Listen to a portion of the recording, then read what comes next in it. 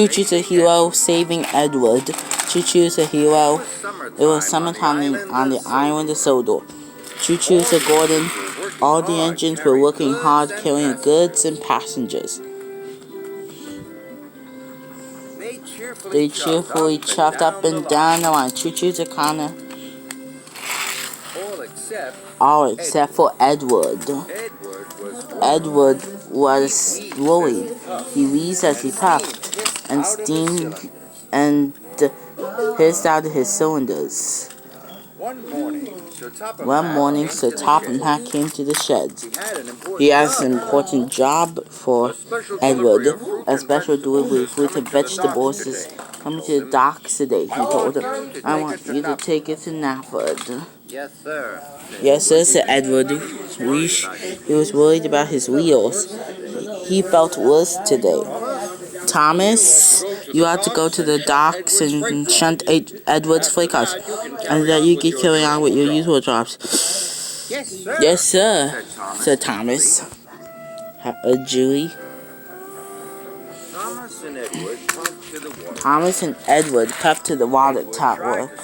Edward tried to stop breathing, but he couldn't. What's the matter? What's the matter? Asked Thomas. You don't sound well. I can't seem to get up steam properly, said Edward. But I'll manage. Don't tell anyone, Thomas. Thomas wasn't sure about this. I don't want Sir Topham Hatt to know, hissed Edward. Thomas could see Edward was worried, so he agreed. He hurried off to shunt Edward's freight cars. Edward followed slowly to the docks. Edward was very worried. Was he too weak to pull his train? Choo-choo's a hero. What he knew no use to do it. He wouldn't be useful at all. Edward shuddered at the thought. Must keep going, he wheezed fiercely. At the docks, Thomas had shunted Edward's freight cars into place. Soon, Edward was coupled up and ready to go. Go on, Edward. You can do it, said Thomas. Edward puffed as far as he could. He pulled his train hard and moved it all. I'm sorry, Thomas. Edward wished. I'm not released for engine anymore. So Topham Hatt had to send me for scrap. Thomas was very upset. He wanted to help Edward. I'll do my other jobs first, Thomas said. Then I'll pull the train for you. Edward watched Thomas puffed away. He wasn't sure he was ready to let Thomas do his job. Edward felt very worried. Thomas needed to do all his jobs as quickly as possible so he had time to pull Edward's train. Hurry up! Hurry up! What for? They snapped. What for? They snapped. For Edward huffed Thomas, and he biffed them crossly. Edward waited sadly on his train. Hope Thomas would come back soon. When Thomas finished all his jobs, he got back to collect Edward's train. Edward uncoupled, and Edward was very pleased to see him. Don't worry, Edward, puffed Thomas. I'll have your job done in no time. You go back to Tidmouth, and I'll meet you there later. Thank you, Thomas, wheezed Edward. And Thomas pulled away a long line of freight cars. Thomas was tired. He had been working all day, and Edward's train was very heavy.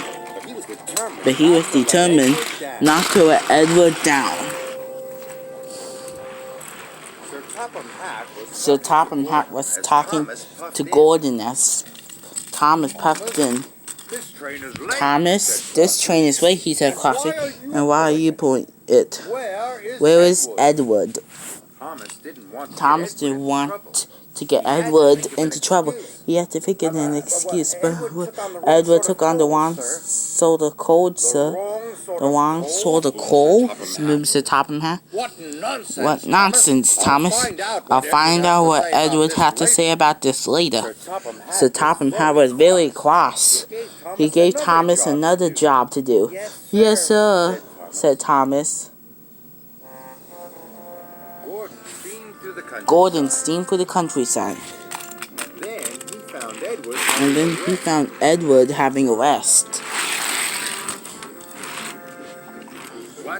What's all this about? The Wong saw the coal full of Gordon. Edward looked puzzled. The Wong saw the coal. Gordon told Edward all about Thomas and Sir Topham Hatt. Edward felt very bad. He wanted to put things right. He decided that he must go and see Sir Topham Hatt straight away.